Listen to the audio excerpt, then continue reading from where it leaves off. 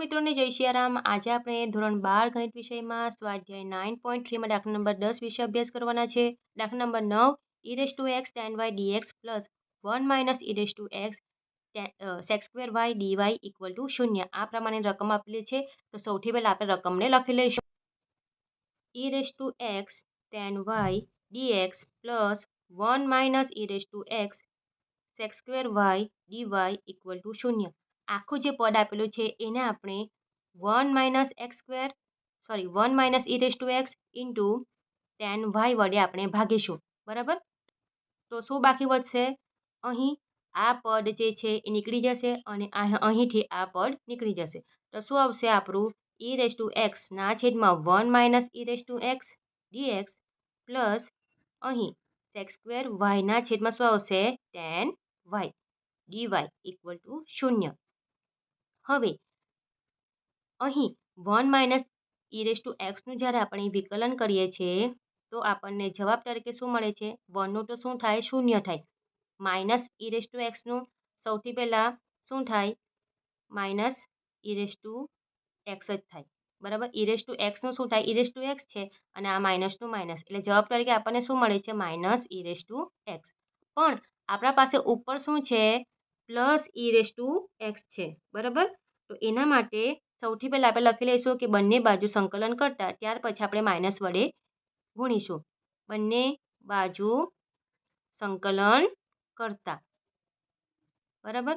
તો સંકલન કરીશું તો e x 1 minus e x dx plus sec² y tan y dy equal to 0. બરાબર. આપણે બંને બાજુ એને માઇનસ અને માઇનસ વડે ગુણી લઈશું. બરાબર.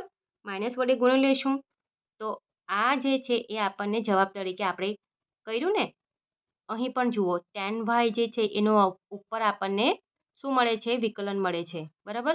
તો આપણે લખીશું આ આપણો જવાબ આવી ગયો. તો આ માઇનસનો માઇનસ રાખીશું અને d/dx of 1 minus e x અને નીચે જે છે લખી લઈશું 1 માઇનસ e x અને dx પ્લસ tan x નું આપણે એટલે કે tan y છે અહીં, તો tan y નું આપણે વિકલન કરીએ d/dx ઓફ tan y તો શું થાય? sec² y થાય.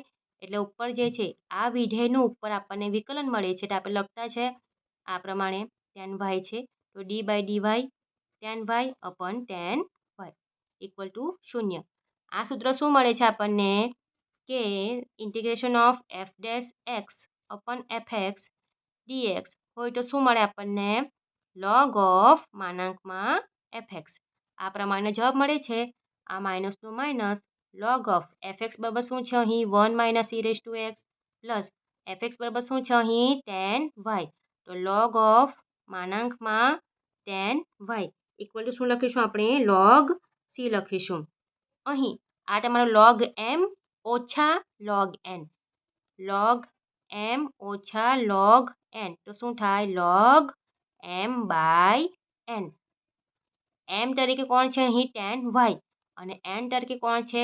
1 માઇનસ e x. તો શું થશે? log ઓફ માનાંકમાં tan y ના છેદમાં 1 minus e x equal to log c. બંને બાજુથી લોગને દૂર કરીશું તો શું વધશે? tan y ના છેદમાં 1 minus e x is equal to c. બરાબર. તો લાસ્ટ જવાબ શું આવશે? આપણો લાસ્ટ જવાબ શું આવશે? ફક્ત આ 1 માઇનસ e x ને આપણે ક્યાં લઈ જઈશું? જમણી સાઈડ.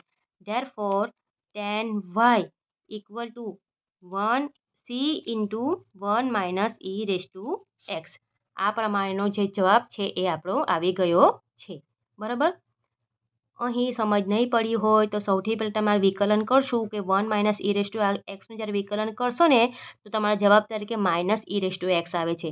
અને માઇનસ લાવવા માટે આપણે બહાર અને અંદર ઓછા ઓછા વત્તા થઈ જ જાય છે એટલે અંદર આપવું પડે તો બહાર પણ એક રહેશે. બરાબર. તો ઓછા ઓછા વત્તા થઈ જાય અને આ જે છે આ માઇનસ જે મળ્યું છે એ એનું જવાબ આવે છે અને આ માઇનસ બાકી વધશે. બરાબર. દાખલા 2-3 વાર કરશો તો તમને જલ્દીથી સમજ પડી જશે. બરાબર. દાખલામાં સમજ પડી હોય તો દાખલાને લાઈક કરજો. બરાબર. ચેનલ ઉપર નવા હોય તો ચેનલને પ્લીઝ સબસ્ક્રાઈબ જરૂરથી કરજો અને દાખલા ઉપયોગી બન્યા હોય તો તમારા મિત્રોને પણ તમે શેર કરી શકો છો. બરાબર. મળીએ આપણે આગળના વિડીયોમાં. સૌને રાધે રાધે. જરૂરથી કોમેન્ટ બોક્સમાં રાધે રાધે લખજો. મળીએ.